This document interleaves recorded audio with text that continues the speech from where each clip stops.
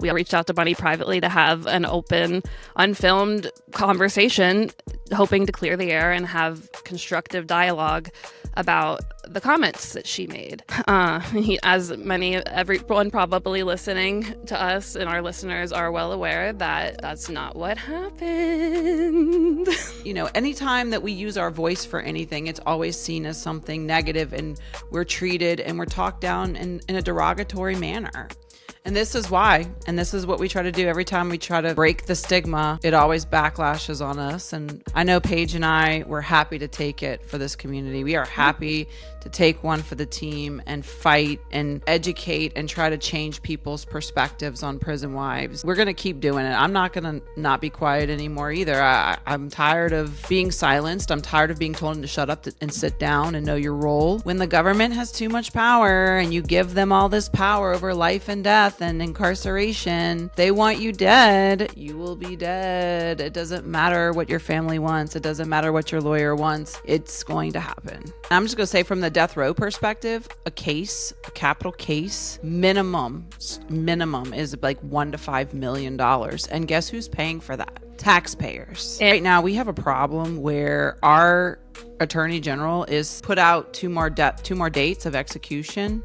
And yesterday, our state Supreme Court said, back up, ho. These people have appeals left. Our attorney general is wasting taxpayer dollars on these cases. You could propose reform that would be beneficial to not only, obviously, the incarcerated people, but the government, to the taxpayers, to everyone. This is for the prison wives. Still don't break, love don't fold. I'm still here, I'm still gold. Through the glass, I don't know about you. through the gate. Actually, I do know about you because we talked about this, but this week, Longest week ever. I've never been more anxious for multiple days in a row. I had to crack open my lorazepam. I haven't even taken lorazepam in so long, but literally it felt like there was like an elephant sitting on my chest for multiple days, and it wouldn't go away. And I was like, either I'm having like this crazy ongoing anxiety issue or I'm getting sick. And I was like, I don't know what it is. I was on the phone with Michael, and he's like, baby, I think it's time that you take your Prozac. I think you need it right now. And I had to take all kind of medicine this week just to make it through this week. It was a lot. It was a lot for me on all different levels. It was a lot as a prison wife. It was a lot as a podcaster. It was a lot at work because we are on our spring break coming up. So obviously anytime you get built up to a holiday, it's just, chaotic. Plus we have a full moon, Especially that part. Yeah. So it's just a lot this week. I hope everybody just know you're not alone if you're feeling the way we're feeling. So yeah, because we are right there with you. But as always, we got through it. We're here. It's the weekend now. And we made it through even if we thought we couldn't. We persevered. We did.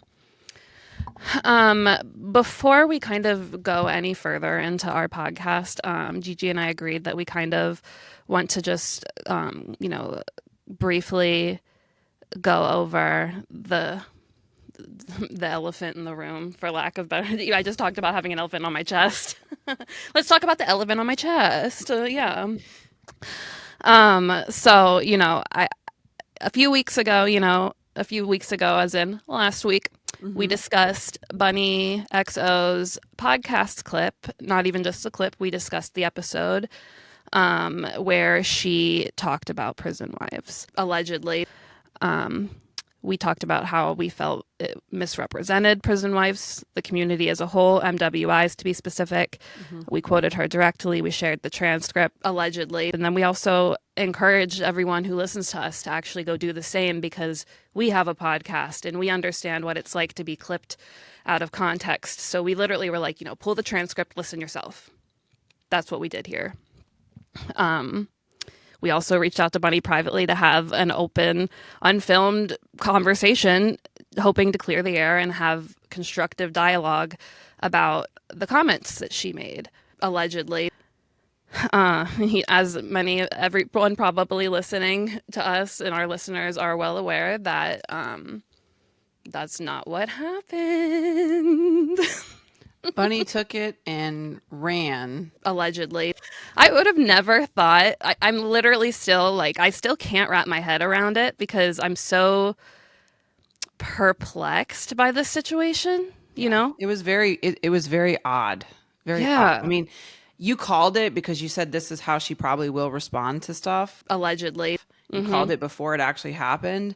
But I was, as somebody that was a fan of hers, that, admire, like I said in the last pod, I admired her, I respected her. I was flabbergasted by her response. But you kind of forewarned me that she might do this. Allegedly. And clearly she played into what you thought would happen with her response. Allegedly. Yeah. Unfortunate. Well, maybe fortunate for me. Before we decided that we wanted to talk about it on the pod, we kind of, had to discuss, obviously there would be kickback if it ever got to her, which we really didn't think it would, if we're going to be honest. Like we really didn't. And I had read and seen a lot of things about the way that she goes after negative lines about her, stories about her, allegedly, like the different ways and the teams that she has. This is all alleged. This is what I've read. I went down a few Reddit rabbit holes, and so that was something I was kind of aware of, but I didn't think that I would be accused of harassment, allegedly. Yeah. Again, I cannot say that that's what I saw coming, but whatever you got to do to craft that, you know what I mean? So since then, Bunny has claimed that I harassed her, allegedly, which we addressed in our Instagram comment, which we'll go over.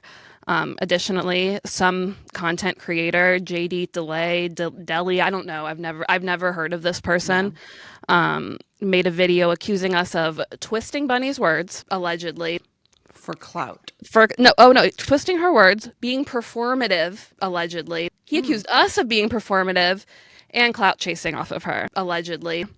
So one cent clout. Yeah. Okay. Yeah, we want to set the record straight on this and just close the book on it, because that's not what any of this is about. We know our listeners and everyone who listens to us know this, but I'm not going to feel better until we say it and get it all out there, because I refuse to have this narrative be spun into something it isn't.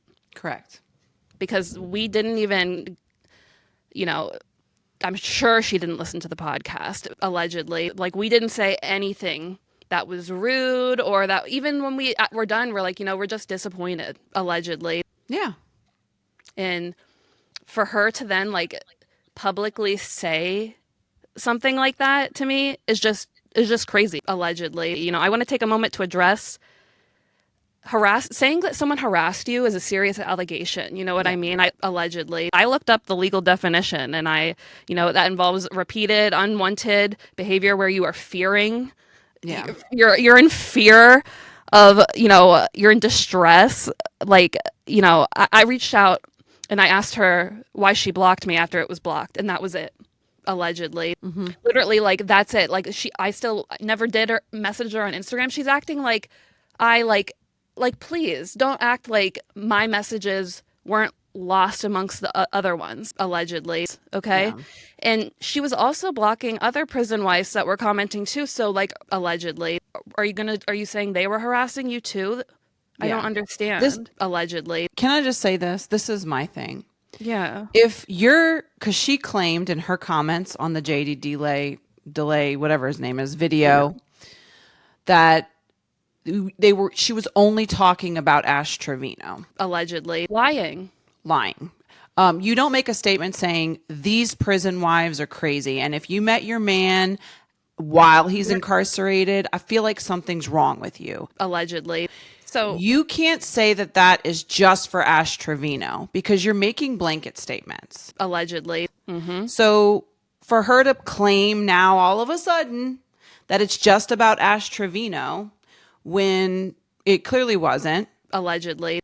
I'm never going to believe that for 1 second. Literally anyone. That's why I kept commenting, listen to the pod. Anyone that was commenting me and calling me mean names, I'm just just listen to it.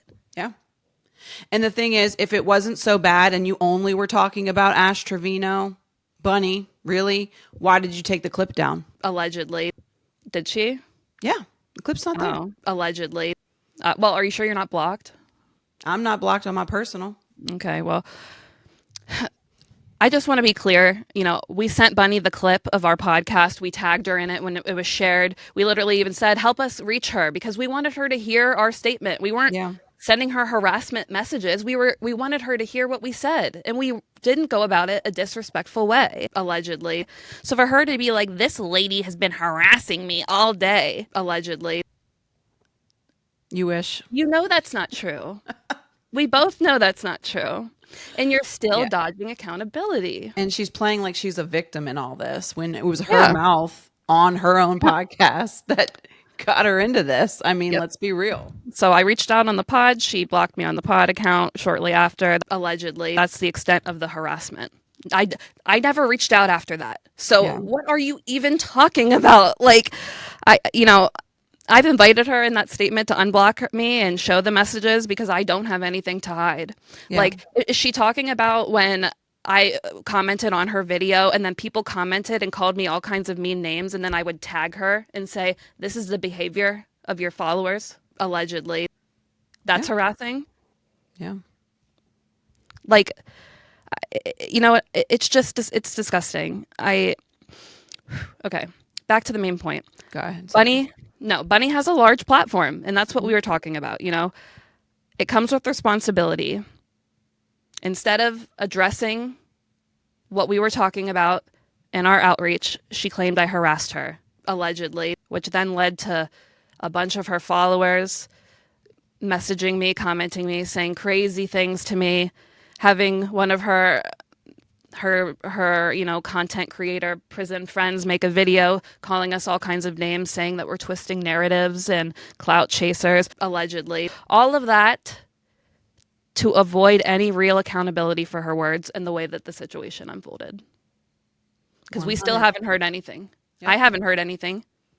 Yeah, all she would have to say is be like, look, I just want to make a public comment. Like, I'm sorry if I hurt anybody, but I was just meaning, my focus was talking about, if that's really what her focus was, Bunny, really, you could have just easily said, I'm sorry to, upset a population of people that, I hold close to my heart or whatever. Even if you don't, who cares? You can at least make us saying, I'm sorry if I offended people, but I was just mentioning a certain prison wife, She literally has turned it into something it isn't and completely moved away from the narrative to make something else in the spotlight. And I know that is a tactic that, is a PR tactic too. Mm-hmm. So it's like, I understand, but it's like that I'm just sad because it goes back to the point of what we said. And I think like I said, it answers any questions we had. Yeah. And one of I'm assuming she's a Waller because she's in our group, Love with the Walls. She posted this beautiful thing on TikTok about how, whenever a prison wife uses her voice and speaks, it's always hated and it's always negative and it's always, we're going to put you in your place, and I think that just shows why we're here doing this. And that just shows that, you can't take a prison wife's word for it. You can't believe these people and, their loved ones in prison. And, anytime that we use our voice for anything, it's always seen as something negative and we're treated and we're talked down in a derogatory manner. And literally this JD DeLay guy, he literally said that we twisted his words when we said to pull the transcript, allegedly. And I literally commented on his video. Not only that, y'all, he was like screaming at the video, belching. Burping. It was disgusting. Terrible belches though. And like that's coming from someone who I grew up with a big brother, and those belches weren't even shit. So like you should have at least stopped and re-recorded the vid when you had a solid belch. I have 3 older brothers, and that was weak. It was wet burps, but it was just gross. Never mind. I'm gonna stop. I'll be nice. I just can't stand it. It's the distortion on our end when our goal was the whole time transparency. He called us performative, which is absurd, allegedly. He doesn't even know our mission or the work we do. He could have simply looked at our TikTok if he was that curious, which he wasn't. He wasn't. No. So, and he just blatantly said that we're performative because that's what fits his narrative, allegedly. He didn't want to engage in dialogue. She didn't want to. He called us clout chasers, allegedly. It's laughable. We literally asked to have a private conversation. I think it's crazy that at this point she still has not said anything and has allowed this man to be her own mouthpiece. She endorsed it by commenting and saying those things. Like I had someone send me a screenshot of it 2 days later. I'm over here harassing her, but I didn't even know that this was happening. And I'm like, what? This person who I don't ever expect anything from celebrities. I said this in the last episode. I know people, they are people, and they are going to disappoint you just as much as regular people. And I don't hold standards to them. But this entire situation has been so crazy. And I have a new opinion and view on all of these people. And if anything, thank you for that, because You've opened our eyes. yes, and we need to know that, and all of us need to know that. We're in this community, and we don't want to support and give, attention to these people who, if you did speak out of character for 1 second, you literally could have just said that, but this is what you turned this into, and like completely had this dude made a video now saying that we twisted things and we're clout chasers on this narrative, allegedly, when that's not even true, and everything we said was true. It's disappointing. It is. And I've completely unfollowed Bunny on everything. Last week I was saying how much I respected her, and this week I'm like, yeah, you're not the person that you portray on social media, sadly.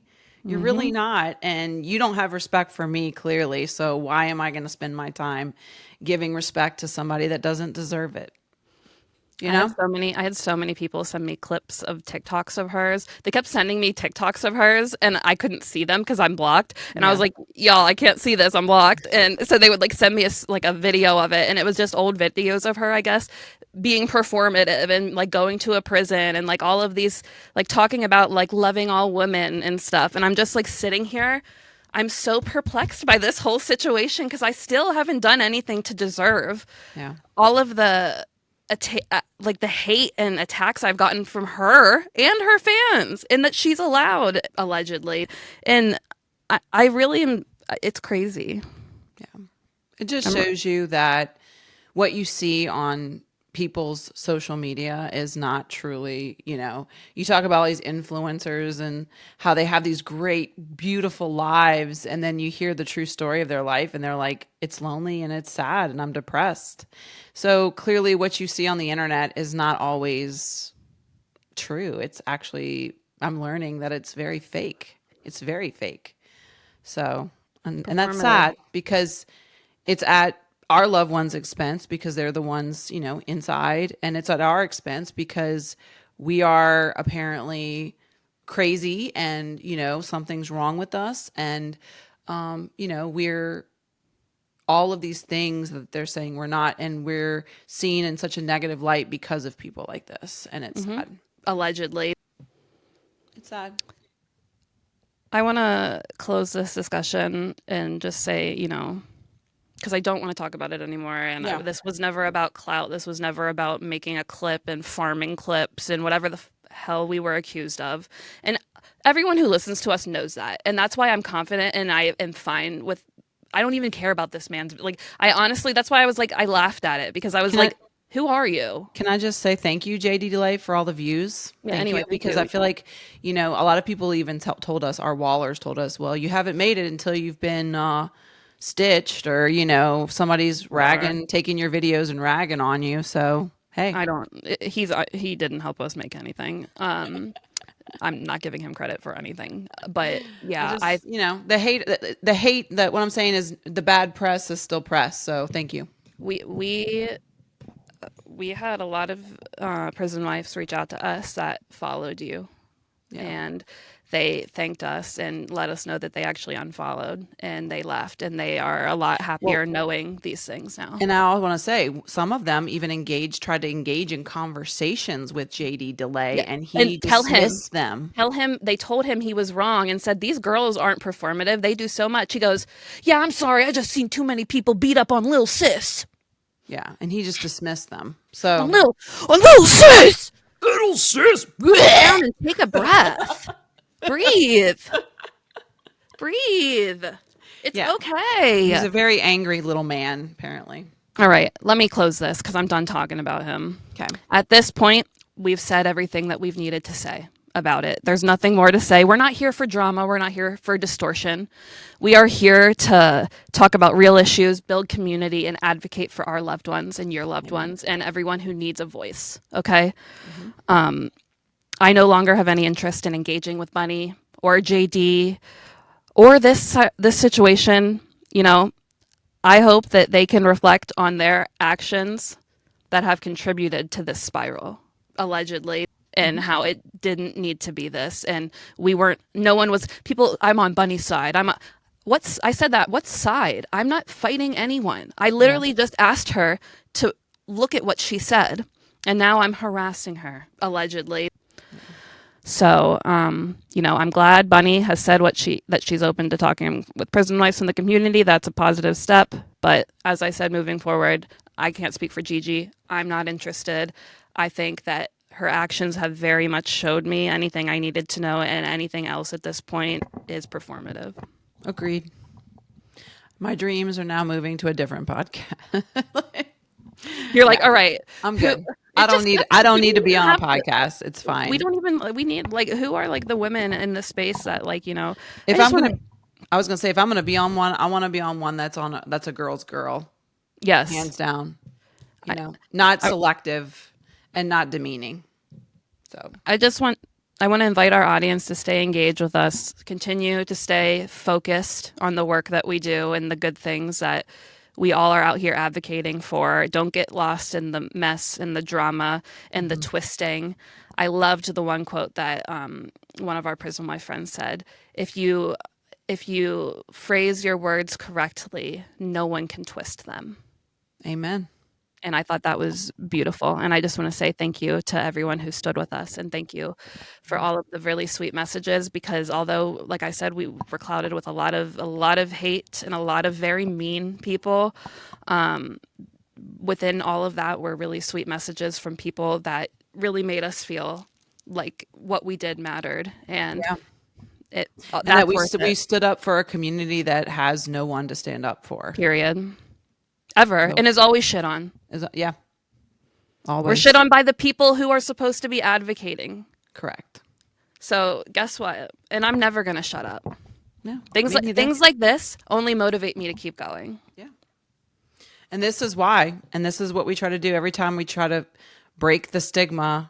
It always backlashes on us. And listen, I know Paige and I were happy to take it for this community. We are happy to take one for the team and fight and, you know, educate and try to change people's perspectives on prison wives. So, you know, we're going to keep doing it. I'm not going to not be quiet anymore either. I'm tired of being silenced. I'm tired of being told to shut up and sit down and know your role. I'm tired of it. So, you know, we're going to keep doing what we do. That's not Bunny ain't going to change that. That's for sure. JD DeLay ain't going to stop us. No. But if he wants to keep screaming and making shirtless videos where he's pretending to be Diddy, like, what the fuck? I was like looking, I was like, what is going on over here? I was like, I don't even need to rag or say anything because I have no idea what's going on over there. Yeah. So done. Good luck, y'all. I hope you have the day you deserve. And scene. Good job. All right. Let's jump into the real stuff, y'all. All right. Let's get into our Potty Pod Pod. I'm going to start off with our sponsor. Our sponsor is our lovely group of ladies called our Patreon OG Wallers. They are sponsoring this episode of Love with Them Walls, episode 53. Thank you so much to our Morgan Wallers. We promise. I'm saying we're going to be putting out more content. I know we kind of took a little breaky poo there for a little bit after our double feature, but we will be back. And we can't thank you guys enough for supporting us, for believing in us, and for helping us make the podcast what it is. Thank you so much for supporting this episode. We love you guys. We do love you, our wallers. Besitos to our wallers. All right. Well, let's go ahead and dive on into episode 53 of Love Within Walls, a Prison Wife podcast. I'm your host, Gigi, here, and I'm here with the lovely and beautiful Clout chasing Paige. Hello. She do anything for clout. Okay, sorry. She do anything for clout. All right, here we go. Let's get started. Oh, that's so low. Mama can't have that. Let's try that again. What up with that? What up with that? All right, Paige, it is time for What Up With That legislation. Do you have anything? I do. Okay. The Guardian put out a very crazy article on the 9th. Revealed drug tests in California prisons yielded false positives affecting thousands of people. And you said this was a CDCR? Correct. Okay. California prisons. All right, and sorry.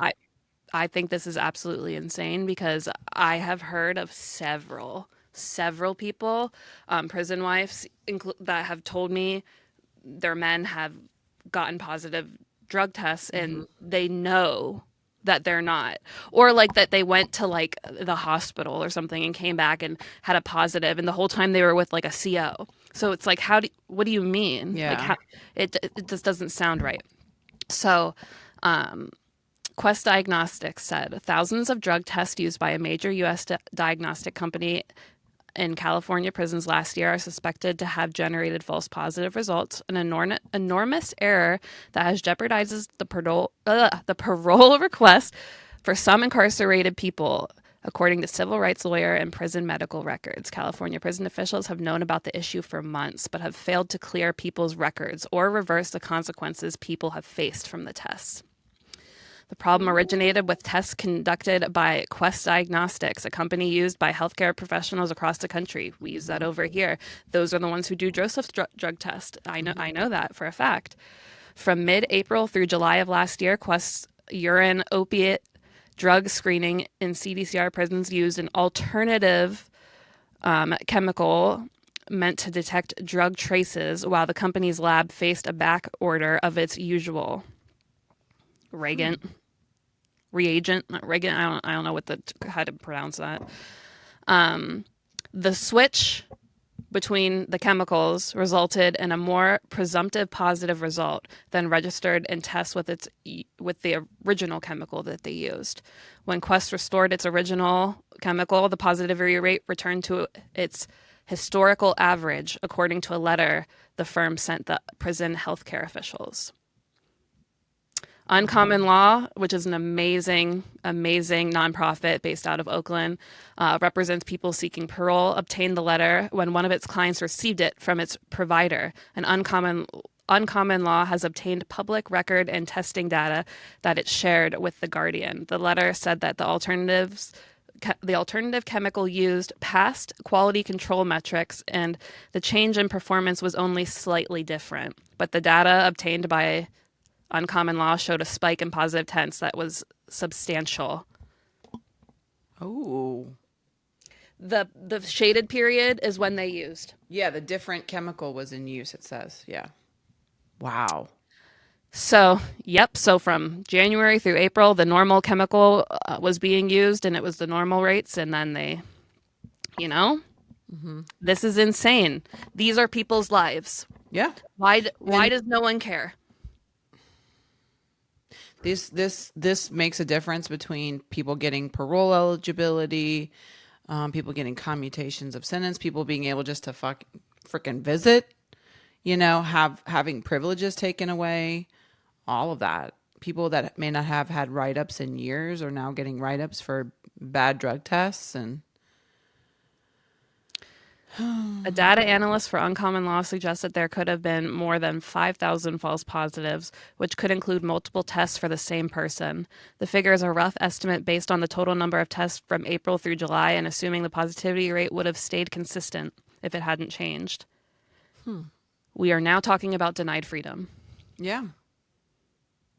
And this should be all over the news. And for it to be a simple article that then is not even picked up or anyone Not like in the U.S. It's a British publication. like Yeah. uh, I get it. We're always, listen, when it's about somebody getting executed or when it's about someone getting captured or getting charged, it's all over the headlines. But these things never make the headlines. no, because that doesn't fit the narrative and that narrative, crime is up and blah blah blah when it's not. Streets are safe. Streets are safe. Keeping They our actually streets safe. they are safer and it's but they like that wouldn't help that would prove that there was a bunch of people that actually probably should be out because Yeah. I promise that those tests are in there. And listen, I'm going to say California is not the only one. This happens in Louisiana all the time. In fact, one of our Wallers reached out to you and I and told us the story about how her loved one was coming back from visit, and this one CO was trying to give him a drug test that was opened. It wasn't sealed, and he got it. he luckily he knew. I mean, he's been incarcerated for years now, so he knows the deal, and he knew like this. I shouldn't have to take this test because the seal is broken, and the drug test was tampered with. And then he took another one that was closed and it was negative. Negative. And that guy lost his job because he was actually watching that. But think about how many times people aren't fucking paying attention or thinking That was a rare case to be walked people are out out of the to get you. facility. Yeah. Yeah. Because usually it's the prisoner's words versus the COs, and who is everybody going to believe? The COs, because prisoners ain't shit. You know what I mean? Sorry, incarcerated individuals. We say prisoners here in Louisiana. We say inmates in Louisiana. So I'm having to really. I've been doing better, but sometimes I'll slip. But I've been trying to use my very good word. Your PC way of. My PC terminology. I'm proud of you. Well, I just wanted to kind of, I guess, give people that are in Louisiana a heads up. Our legislative session starts on Monday, the 14th. We had 4 amendments on the ballot. Those were struck down and almost not unanimously, but a pretty big fuck you to Jeff Landry. And now he's putting up House Bill 74, which is going to try to make any child at the age of 15, no matter if it's a violent offense or non-violent offense, any felony, they can be charged as an adult and sent to an adult prison. So, you guys, just because we thought, we all came together and voted to not put children in prisons, well, he's getting his lawmakers to write bills to get it to happen because that's what he wants. He needs to fill his prisons, y'all, with little children. So if you have anything to do with Louisiana, you may want to write your senator to not express that you voted against this in this amendment, and they should honor Louisianians' votes and not populate the incarceration of children as adults for any felony. So, yeah. Insane. Yeah, our state's insane. Our governor's insane. There was some good news out of Alabama. I don't know if you saw that. I think we were tagged in it. Yeah. It's like a second chance thing, I believe, or a reform to life sentences or something like that. I'm trying to pull it up right now. Which obviously is a big deal because this hasn't happened in a while. Any type of possible legislation to come out for they've been actively pursuing prison reform, they're trying to reduce the prison population and improve conditions and enhancing community supervision, Justice Reinvestment Initiative, the JRI, makes efforts to address overcrowding and improving communications with families of incarcerated individuals. I want to say it was some type of sentencing reform. Oh, I just want to find it and I can't find it, but I'm trying to get different things that they're trying to do. Let me see. Legislation. Okay, it is HB 299. It would allow for incarcerated people to have their age and medical condition given weighted consideration when being considered for parole. Also, another one is Senate Bill 67. Prioritize prison space for violent offenders and ensure supervision for all released from prison. But that was in no, that's not right. Scratch that. That was 10 years ago. But the new one, I think, is that HB 299. So that's what we need to make sure we pay attention to. So it looks like the House approved the bill. Some people serving long prison sentences have their cases reviewed. So it was passed in the Senate, in the House. So the House committee Wednesday approved the bill. So that's something. Sorry, this is SB 156, and it's part of the Habitual Felony Offender Act. Okay. I got my bills messed up. Sorry, guys. Hopefully that's the one, because our Waller Indy tagged us, and I wanted to make sure I got it right. So, hey, I mean, Alabama is one of the worst prison systems in the country, and this is a step in the right direction. So hopefully it goes, follow it if you have a loved one in the ADOC. Yeah, I've heard terrible things about the ADOC, so that's awesome. And we've covered stuff from the ADOC that's obviously very horrible. So this is a step, hopefully, in the right direction. Can we talk about the Supreme? I know this isn't very prison, and I know it's maybe. I mean, it's still the same. The Supreme Court rules that Trump officials must facilitate the release of the deported El Salvador man. Yes, and let me just say this: there's like a lot of talk about this that he's already deceased. I know. I saw that this morning, and oh my God, I can't even. I can't believe it because my heart for him and his family. I can't even Yeah, and that's why there's no deportation, because they're saying that he might be not even alive at this point, being in that prison. That's kidnapping and murder by the administration. By the federal government. By the federal government. How is that not? The Supreme Court ruled unanimously, all of them 9-0. 9-0. Yep. To bring him back. Yep. If I was that family, I would be suing left and right. For real. They're not even updating the lawyer or the family. They're literally saying, I'm not asking for state secrets. I'm asking a very simple question. Where is he? Yeah. And they don't know. They don't know. Or they know. They know, but they don't know. They're playing that game.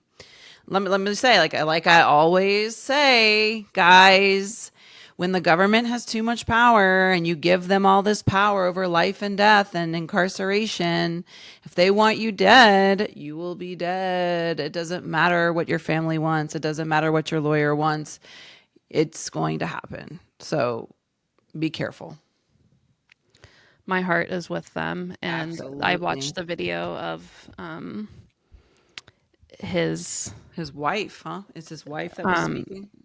And she was just like crying, and she was just like, if you hear me, like, we're trying, like, I literally have chills right now because I just I don't even know, She's doing everything she can to get answers and get him home, and they are not even obliging her one bit, and that's disgusting. And let me just They say, can I go always ship say all this. these people off to El Salvador and their little planes and all you guys want to cheer this And their on. You guys, ASMR. yep, with your inside tour videos with the little influencer dudes and stuff. This is what you guys are pumping up, and every time you share it and you're like, "Oh yeah, they deserve it." I don't care if there's one motherfucker in that building that deserves to be treated like that. They all don't. Correct. And it's fucking crazy that we live in a fucking country that cheers this shit on and posts it on the social media pages. This man's dead because of all of you. Fuck, not all of you, but for Yeah, no, I get it. I get it, Paige. I get it. It's almost like people cheering on the drawing and quartering when they used to have it back in the 1500s in yeah, England. That's exactly what it and feels like. and the people that cheer on like the death penalty and every Yeah. time like they're all like fuck you. Oh, they should make executions pay-per-view. I'm like, what? What? What the fuck is wrong? What kind of sick person are you? I was born in the wrong but then I'm like what times I need to be transported to a different country, but let me take my husband out of this Yes. terrible Can we prison go system. please together in our time machine? I would love to. Take me back or out. I don't know. Save me. There was one more thing and I can't remember what it was. Oh my God. There was one more thing. That's okay. I can't remember. If I remember, I remember. I don't remember right now. But are we ready? Do you have we have actually some mean tweets and some sweet tweets. Ooh, but you know what I wanted to do before we do get into that? What? On your Tiki Tac, one of your viewers for one of your lives had mentioned that I'm quoting. This is from K Dawn. I'm gonna say that she said, I'm quoting, I feel like your press-ons are one of the supporting cast members on the pod. I love it. It's like a special segment. What's happening with Paige's press-ons today? So thank you, Kadon, for that suggestion. And I want to go ahead and show off Paige's Easter spring press-ons. You want to tell everybody a little bit about? Did you ever find your pinky nail? I did. Okay, good. I have her. Good. For anyone who can't see, they're like almond shaped and they're tipped, and like half of it, like the French part on the top, is like slightly French, but it's like yellow, and then some of them have little flowers on them. Got little daisies on them. They're pretty. Very pretty. It's supposed Are to we make gonna them name? happy. We need to like every time you have a new press on, you need to give her a new name. You're right. So this is your Daisy name. What are you naming I them? feel like we have to name them Daisy because they have daisies. Daisy May. Yeah. Okay. Yeah. Show everybody Daisy May one more time. Daisy May, our special guest on the pod, our supporting cast member on the pod. Our co-host. Love it. All right. Well, now it's time for some tweety tweet tweet to tweet tweet to Tweety Birds. Here we go.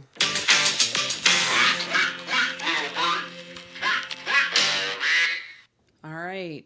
Paige, do you have a mean tweet or a sweet tweet? Which one you want to start off with first?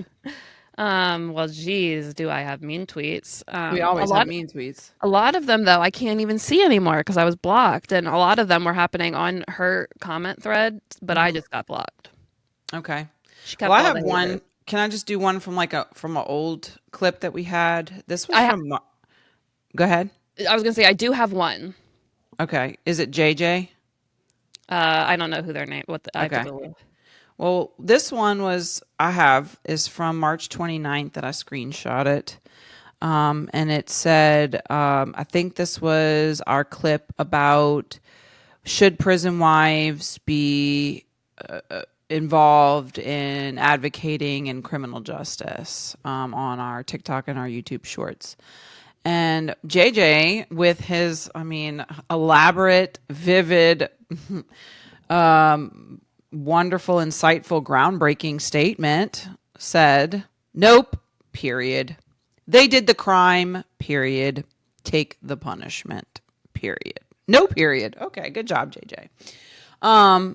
So, okay, thank you for that. And Boring. yeah. So I'm just letting you know, this is the typical type of mean tweet that we normally get. You do the crime, do the time, take the punishment. Wives should take the punishment too, is what he was saying. So thank you, JJ, for that insightful and very eloquent comment. We got a really nice one on our last YouTube video from Alexandrovich A. Oh. I had to give it a heart. Oh, is this the misogynist? Yes. Oh, our misogynist friend. I can't wait. I gave this one a heart and I didn't respond, so I know that that really ate him up. I know that ate him up because he really wanted a response. He said, 200% tariffs on women podcast equipment. Nice. Great. No, thanks. Okay. Again, it's like you think you're eating, but you're not, babe. Baby, you need to check your micro penis. Like, you need to, like, get a hobby because, like, what are you, like, chill out, babe. Mm-hmm. You're upset, and I get it. The world's hard right now. But there's a lot of other places you could go and express all your anger. A journal. Yeah. A journal. You could email yourself. Women. You could email yourself. You could text yourself. Yeah. You could leave yourself a voicemail. You could do a guided meditation. You don't got to project it, babe. That's it. We get it. You hate women. We got it. Thank you. Didn't he have another comment after that? If he did, I missed it. Oh, okay. Because I think we didn't respond, and so then he had proceeded to say something else on that page, on that clip too. And I think then maybe you commented on that one. I don't think so. Okay. Yeah. No. All right. And our sweet, we have a sweet tweet. I know we do because someone commented from last week's pod episode. I have, yeah. You have it? Yep. Okay. This was from Michelle. She left this on our video from last week.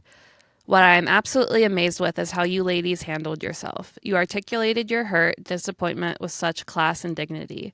You both are such positive inspirations for not just our community, the wifeys and husbands, families, and loved ones of those incarcerated, but for the rest of the world also.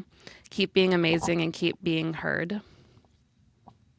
Thanks, Michelle. Thank you, Michelle. That was serious. I said that was seriously...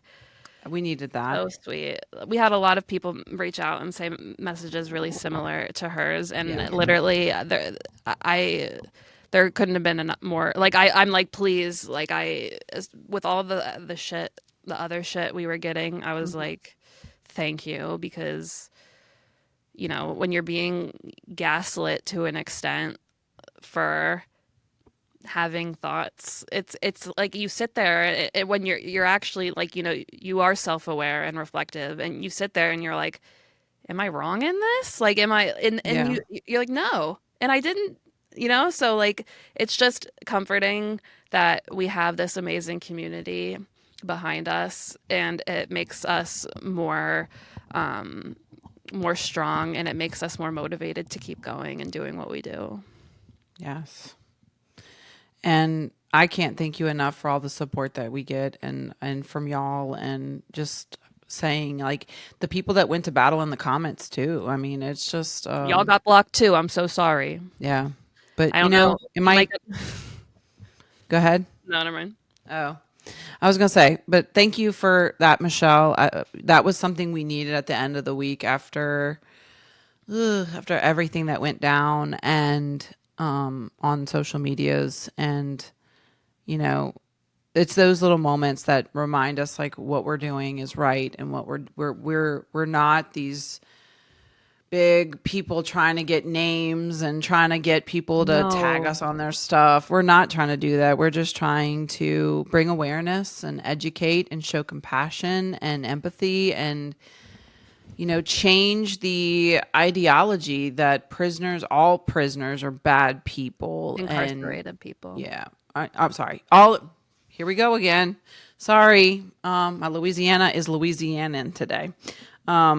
that all incarcerated individuals are terrible people and they don't deserve anything and they don't deserve love and they don't deserve to be treated like human beings. And that's where we come in and we say, like, they're human beings. Look at them and hear their stories and talk with them and just listen and hear our stories, because we're voiceless, they're voiceless, and we're trying to use our voice to, showcase their humanity. Not voiceless. Because I had someone say that, because I said that one time, voiceless, not voiceless, but silenced. Silenced. Good word. I'm like, that's true. That's Good very word. true. Clearly, and that's what everybody wants us to do, is sit down and shut up. And thank you for that beautiful comment, because we're not gonna shut up, and we're not gonna. I got a Leo sit down. moon. I don't know how to shut up. Anyone who knows about astrology, I got a Leo moon, y'all. I don't know how to shut the fuck up. All right, are we ready to get into our main topic of talk today, which Yes. is obviously life and death row? I know I'm coming from the death row aspect. Paige is coming from the life aspect. Both are death by incarceration at some point, whether you have a date or whether you're sentenced to LWOP. And we wanted to just kind of discuss some major points. And obviously also, I believe you said Joe had something that he was kind of working on or wanted to share from his perspective as someone who does have LWOP. Yeah, one of his research papers that he worked on was about LWOP and how the state is, wasting money, and how incarceration comes with a high cost, and just throwing people away. Like, I know that that's what everyone thinks is the answer, but it's not even the financial answer. Correct. So, yeah. Can I just give some statistics before we start of numbers of death by incarceration? This is from the Sentencing Project. Death by incarceration in the U.S., 56,000 plus people are serving life without parole sentences, a 68% increase since 2003. 97,000 plus people are serving parole eligible life sentences. 41,000 people are serving virtual life sentences. And when we say virtual life, this means sentences that researchers deem so lengthy the prisoner will likely die behind bars. Just some stats for you. I kind of helped Joseph with this assignment, so we have it like broken out in like a outline. I'm gonna try my best not to follow it like stat by stat, but we actually have like, facts like you just had to back up what we're saying. So it's not us just like spewing shit or yapping. We actually have stats, So there are state by state spending when it comes to incarceration. We know, and we've talked about on here, it differs. There are high spending states and there are low spending states. Yeah. Ironically, Gigi and I have husbands in opposite states, one being a high spending state and one being a low spending state. In states such as California, recent estimates suggest that the annual cost is around $120,000 a year for incarcerated individual. And I can tell you that's wrong, because Allison reached out and I think that they gave her a number that was like 136,000. Yeah, I was going to say it used to be about 75 to 79 in the Louisiana, and now it's got to be between 85 and 88,000 a year. Oh my God, the facts that I pulled up said even less for Louisiana. So in California, this figure covers the housing, healthcare, security. Correct. And then, of course, when it comes to these sentences that we're talking about, like LWOP and death penalty, taxpayers are then committed to bearing the cost for these people forever. Okay? Yeah. And do you know what kind of medical costs come especially as people get older and begin aging? You, as the taxpayer, are paying for that. Like, fully. Yep. It becomes, Can I just add this too? I don't know if you planned on bringing this up, but not even just the housing and the medical care, the stuff going through the legal system and the litigation and the Yep. court cases. Yep. You That's the know, talking point. oh, okay. You're I gonna thought, hit, I'm yeah, I do. I sorry. do. I do have. Okay. I I'll don't know. touch I on don't. that when you get there Maybe I then. don't. I don't know. I think I talked about that. This, y'all. Joseph and I did this a month ago, and we were going Okay. to make a podcast episode about it, but then we just had a lot of other things going on. So I'm like, Yeah. it's not on the top of my brain right now. Yeah, and I'm just gonna say from the death row perspective, a capital case, minimum is like $1 to $5 million. And guess who's paying for that? Taxpayers. And Trump wanted to send all of these men who were in federal death row that are now getting sent to states. He wanted the states to refile and Yep. go back to court for all these people for death penalty and Yep. use all their money and go All through their it state again. resources on making sure these people get back the death penalty. So obviously these perpetual expenditures have been criticized. They're not only fiscally unsustainable, but also a mechanism that indirectly continues to re-victimize families and the victims, because like if you essentially think about it, the victims are out there paying taxes, and their taxes are going towards these people for the rest of their life. And I understand there's nothing that can really stop that, but it's also something that's not considered. Yeah. You know what I mean? Like the lower spending states, in contrast, they said Alabama and Louisiana. What we found suggested they didn't tend to do more than 40,000 a year annually per wow. incarcerated.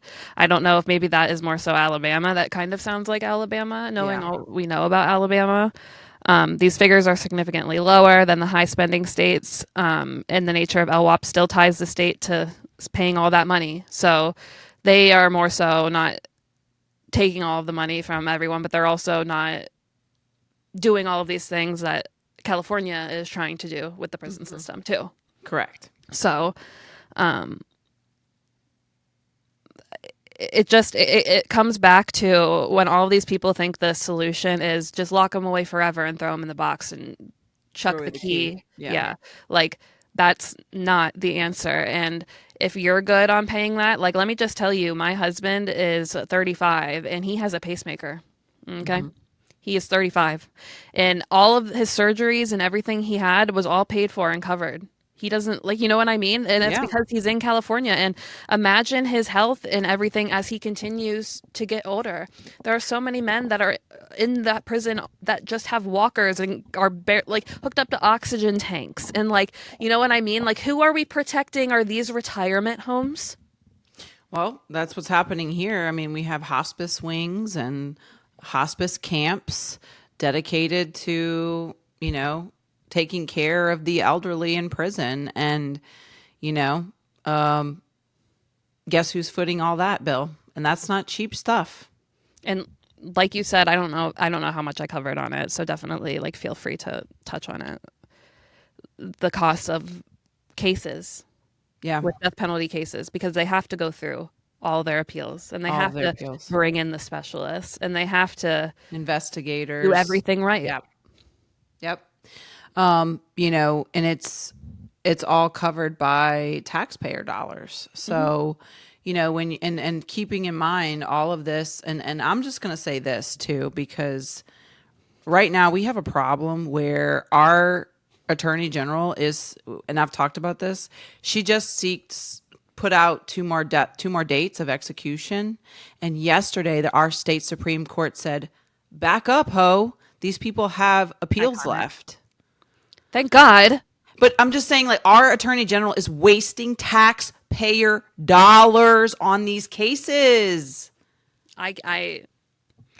We need to dive it because don't think I forgot. Because they have a God complex. You know what I mean? I forgot about my investment and making a whole episode tearing apart her. Well, we'll hit that. I'm just saying all of this stuff of being brought back into court and pushing for executions and pushing for when these people still have appeals, all of that is You're not even taxpayer following the law. dollars. You're not even Huh? following the law. They're not even following the law. No, they're not even. They look dumb and they look bloodthirsty and they look like they have a god complex.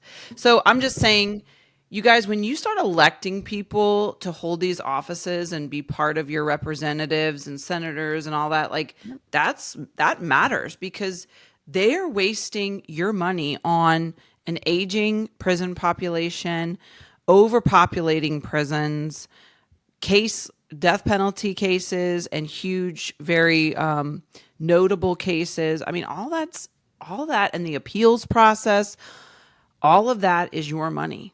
Yep. And this is the point of the paper that Joseph wrote, is that this in itself is huge and so looked over. This is a case for reform. Correct. Every state could save money if they would just look at this and stop being so simple and closed-minded and thinking that putting someone in a cage is the solution. Well, There can I just add this, that, you know, the people that are wanting to mass incarcerate groups of people and put these people in and keep them in are people that are getting kickbacks. Like they're getting money from the prison system. They're getting money from private prison industry. They're getting money from JPay, Securus, Global Tel, all of these companies, Access, Walking Horse, whatever program package you use. They're getting money from all this. And so they don't see they get money in their pockets. Meanwhile, the citizens are the ones footing the bill for all of this. I mean, granted, I buy Michael a package, sure, but to keep buying him packages for his stay in prison, you're paying that. Yeah, I buy packages. Yeah, I put money on the phone. Yeah, I buy stamps from JPay. And they get that money from me, but you guys are footing the bill for his hospital, for his blood tests, for his kidney checks, for all of the things that he has medically done. Mm-hmm. For all those trips they have to take down to New Orleans to go to the hospital, for the cancer treatments. You're paying for all that. And if these people are not a threat to society any longer, why are we incarcerating them? I love that, because how many of them are literally, like we said, in wheelchairs or in walkers and like can't move and are wearing the reflective jackets, or their mind isn't even there, and then they're just in prison and everyone's like, yeah, that's where they need to be. Deserve to die in prison, you know. Like, what is humanity? I know we don't have it anymore, but like, yeah.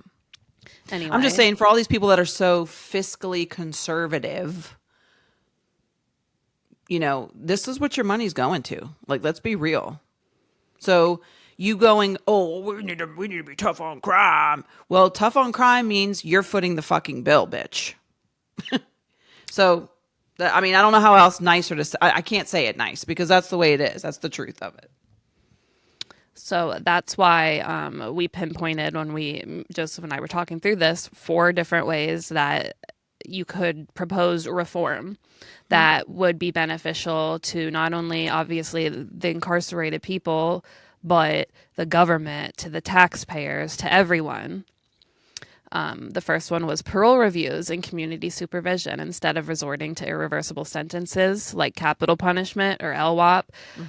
Expanding the use of parole boards, exactly like what we're seeing in California right now with what Newsom is proposing with this type of parole board, where these men would have their stints reviewed and like looking at everything, because that is exactly what needs to be happening. You know what I mean? Like periodically assessing the incarcerated people and their potential for reintegration.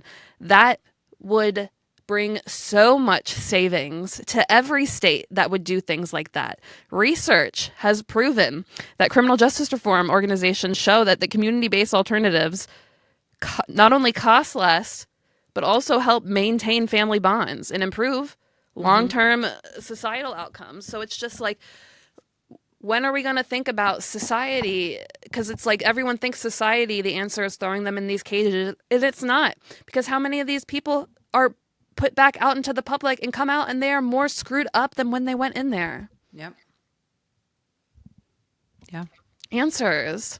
Like, another one we proposed was house arrest and electronic monitoring, which we now are seeing that the feds are actually taking advantage of and using, which is amazing.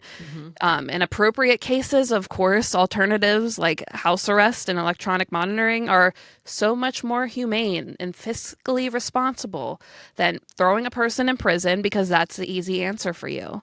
Can I ask this? Do you know the price of an ankle monitor? How much it costs? No, but I do know that it's put on the person. They usually have to pay that. Okay. From what So- from what so I the- so- am typically Okay. knowledgeable of. So it's part of their parole or part of their Senate, they're released or whatever. It's like when someone gets one of those like blow things in their car after they get like a DUI. They have to pay. They have to pay for that. for So that. it's not even on the taxpayer dollars to have ankle monitors. No, I believe they have to pay for it. I believe. I don't know. Someone let me know if I'm wrong. I don't want to be just speaking I was just incorrectly. saying that there goes, at least $50,000+ in a year, no matter depending on what state you're in. Joseph and I literally talk about that all the time. Like, oh my God, imagining in a world where they would be like, okay, he can be on house arrest for X years. Like, literally, he could get like a work from home job. Like, he would, you know what I mean? Like, Wait. imagine the chance to reconnect with like us as a family and like helping with Brody and lowering the recidivism rate. Like, there's so many benefits, and he's not leaving my house. Y'all, and think about this. If they're working or they have a job or they're working from home, like you said, They they have a are purpose. contributing and paying tax dollars. Yeah, maybe So even rather contributing than towards their stealing money they your, owe. yeah, rather than stealing your money to have to pay for them to be incarcerated, they could be providing and paying and putting money forward and paying tax dollars. So Yeah. you're not running the having the brunt all of that. You know what I mean? And like not only that, but like it works the same way that when we talk about the benefits of family visiting. Like it literally gives them a preview or a snapshot of what life is and what they can have and work towards, and they're not going to do anything to mess that up. Yeah. And guess what? Like anyone who really has worked on themselves and worked towards doing that, they wouldn't. And I would put money on that. You know what I mean? There are so many men that are behind these bars for life sentences who I know if they were given second chances would come out and be much better men than men that Yeah. are out here without. And I was Life going to say with family visits, it's like studies have shown, and it was talked about. I was looking for my book, Love in the Time of Incarceration by Elizabeth Greenwood. She went in and looked at the actual numbers of research and saw that states that have family visits have their overall prison populations are better behaved. Their incarcerated individuals are course. better reformed and have better support. It decreases the chances of recidivism, all of that. So, I mean, studies have shown that having family visits is more beneficial than hurtful.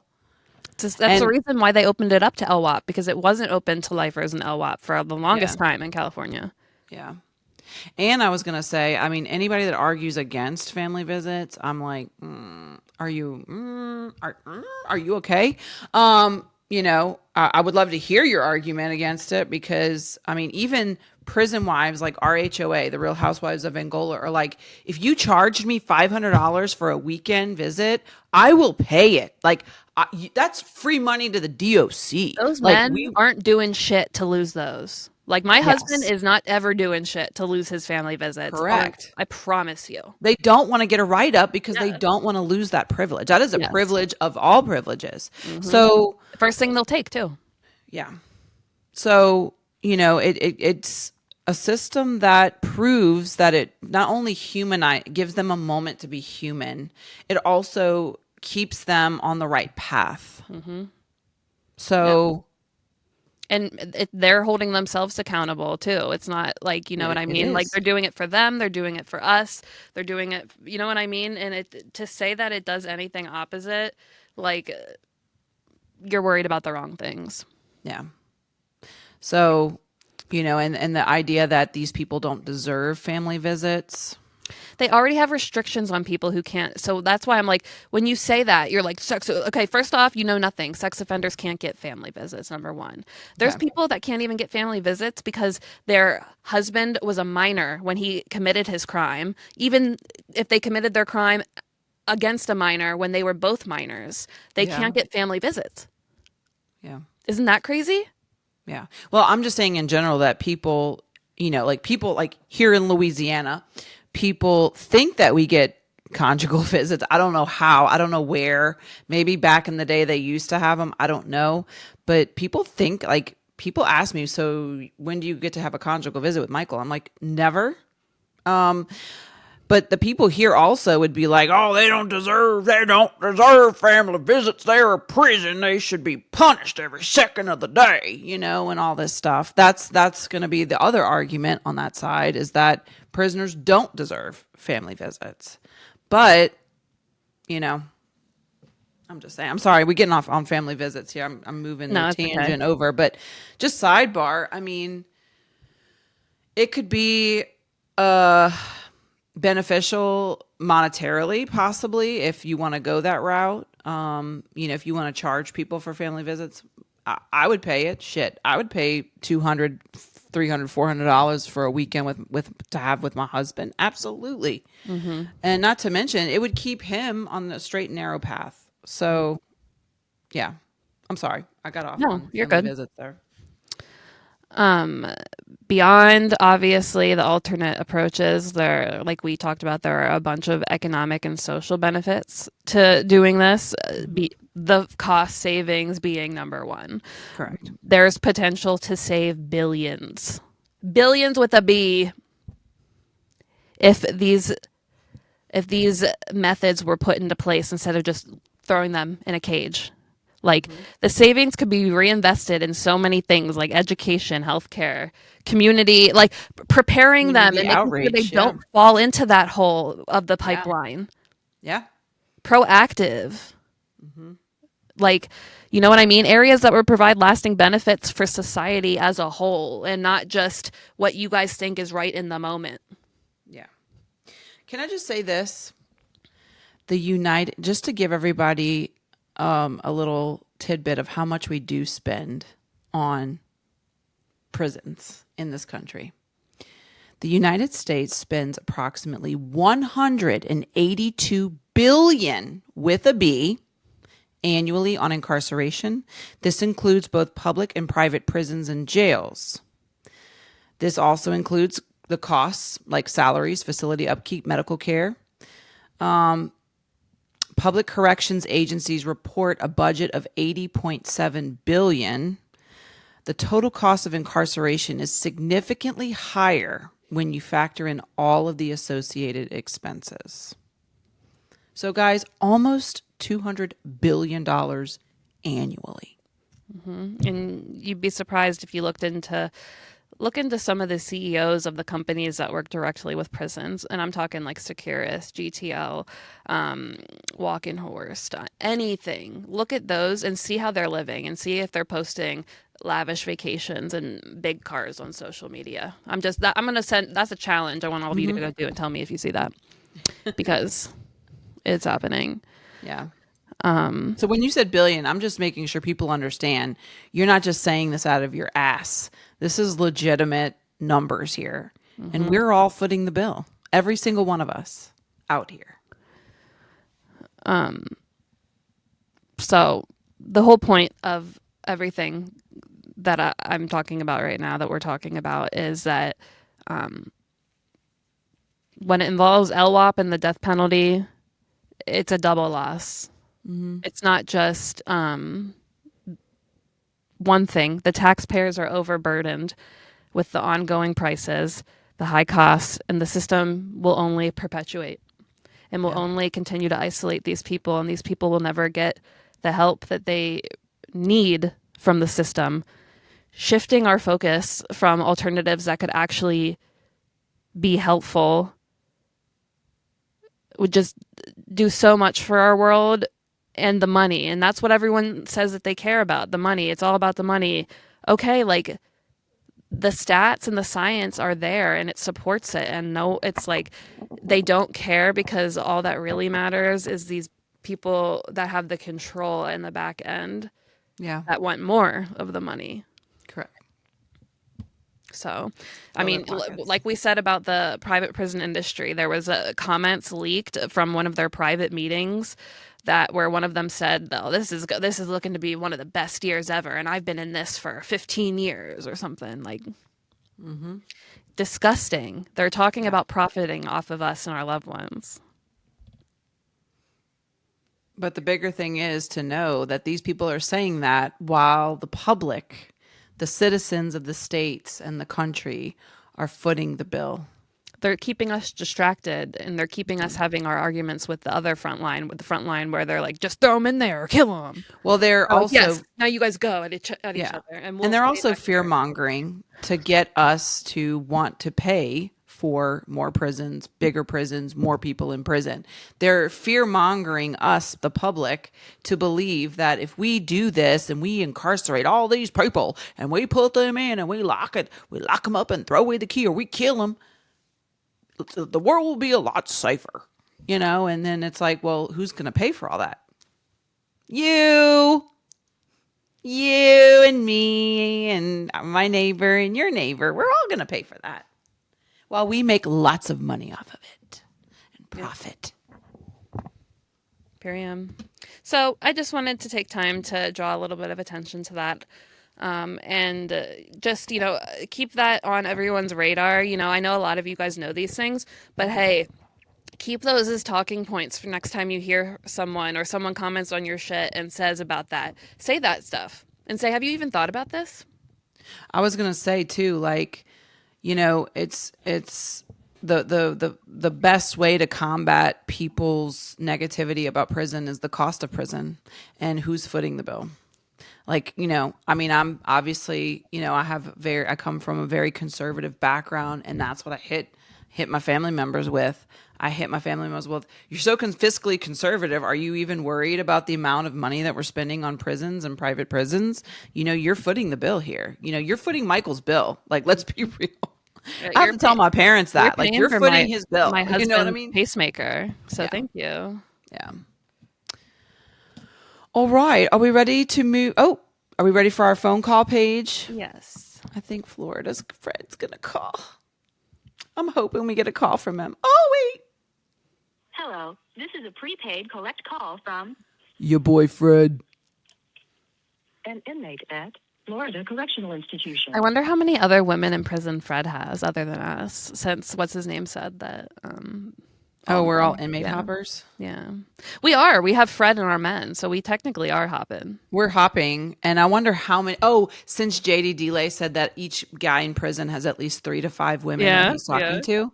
Gosh, I bet Florida Fred has like 50 women he's hitting up, Paige. He's Me and you aren't the only ones. I'm just saying. Comment below if you talk is to Fred Florida talking to you too? Tell us, guys. All right. Well, our questions and comments were quite dry. No speaky pipes. I'm making sure.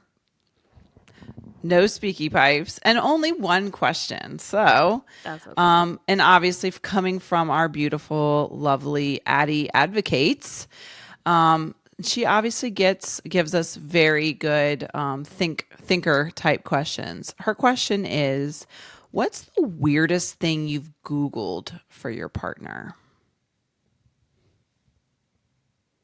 Because they'd be asking, hey, can you Google this? Can you look this God, up? that's hard. I've Googled so much. Yeah. I had to one time, I guess the weirdest thing, because Mike likes to follow the NBA. He asked me to Google and print out and send him all of the schedules for all of the teams. That's normal. Joe literally when football's on, he calls me and I have to read him the schedule of the people who are sick or out that week. Yeah. And I'd have to like name them and I'm like, I don't know if I'm saying this right. This is their number. I'm like, I don't know. What are they out for? What are they out for? Yeah. It says right It here. says, like, does it say if he's going to rotator return? cuff. Is he saying is he going to be in? I'm like, I don't fucking know. He's just on the list. Like, fuck. That to me is like the craziest thing, and like, that I printed it out and I put it. If you can't see me, I'm holding up like a big Manila envelope, you know. Mm-hmm. Like I printed it out. It was like 50 pages, and I put it in here and I sent it to Mike. I love that. Obviously, this was like old school before they had like JPay kiosks on their tier and stuff like that. So yeah, to me that was the craziest, not the weirdest, but just the craziest thing he asked me to look up for him. I can't even think of a weird or like I know that they exist because they've happened, but I like don't have a good off the top of my head answer. The man's had me Google a lot of things, and Oh yeah. we've been through some crazy Google searches that are fun. I'll just stick with my answer to the sick schedule because I'm like I don't know the injury report, whatever it is. The injury reports of the athletes. Yeah. Mm-hmm. Yeah. I bet we're not the only ones. Yeah, let us know. Everybody's like, oh my God, yes. Mm-hmm. Y'all tell us what the weirdest thing is you Googled for your loved one. Yes. Please craziest. comment below. All right. Well, that is all I have, Paige. I'm That's just double checking to make sure we didn't get a random question or comment, but yeah, that's it. Okay. Good. Well, that's the end of our Party Pride pod. We love you guys so much. Thank you to our Patreon for sponsoring this episode. And we love you guys. And I can't thank you enough for being here, supporting us, and just, you know, being a part of our group and being part of Love Within Walls. Thank you for showing up for us, and thank you for like jumping in on like videos about us. And please never feel like you need to do that. Like I never like, although you know we might get hate and stuff. I never want us to push that back on anyone because then we're just fitting into the narrative that they want to create and portray us as. So just keep being classy, keep being the women that we know we are. Classy and sassy. Period. Wait, what do you say? What do you say? Purr. All right, guys. Well, we hope you have a wonderful week. We love you endlessly, and Stay happy. And we hope you have a happy Easter. Happy And- Easter. Is that going to be Easter? Oh, yeah, it is. It is. Easter. Happy Easter. Happy Easter. Easter. Bunny hops. Happy Passover if you celebrate Passover. Period. So we wish you guys a wonderful week, a wonderful holiday, whatever you're celebrating, and peace, love, and elbow grease. Thank you for being here, and thank you for supporting us always. We love you. Love you guys. Besitos. Bye. Bye. This is for the ones who love through the distance, for the ones who stay solid while time keeps ticking, for the ones who hold it down but never lose themselves. This is for the prison wives. Still don't break, love don't fold. I'm still here, I'm still gold. Through the glass, through the gates, ain't no distance make me change. Still don't break, love don't fold. I hold strong, I don't go. I don't wait, I don't beg. I hold it down and lift my head. They don't see the late nights, letters on the table, fighting through the system, just trying to stay stable. They don't see the count days, they don't feel the time crawl. They just see the sentence, but they don't see the love at all. Yeah, I made the vow and I stand 10 toes. Still got my life, still got my goals. I hold it down cause I choose to stay. This love got walls, but it don't got chains. Don't break, love don't fold. I'm still here, I'm still gold. Through the glass, through the gates, ain't no distance make me change. Still don't break, love don't fold. I hold strong, I don't go.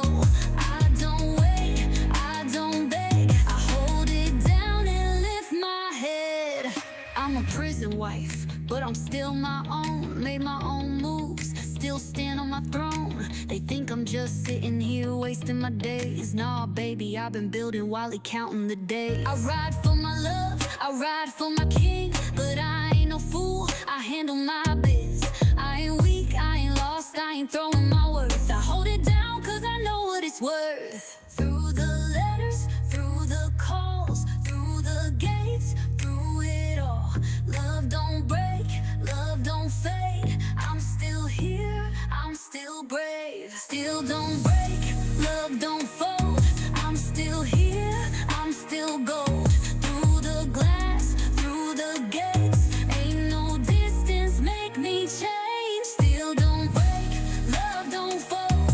I hold strong, I don't go, I don't wait, I don't beg. I hold it down and lift my head. Don't break, love don't fold. I'm still here, I'm still gold. Through the glass, through the gates, ain't no distance make me change. Still don't break, love don't fold. I hold strong, I don't go, I don't wait, I don't beg. I hold it down and lift my head.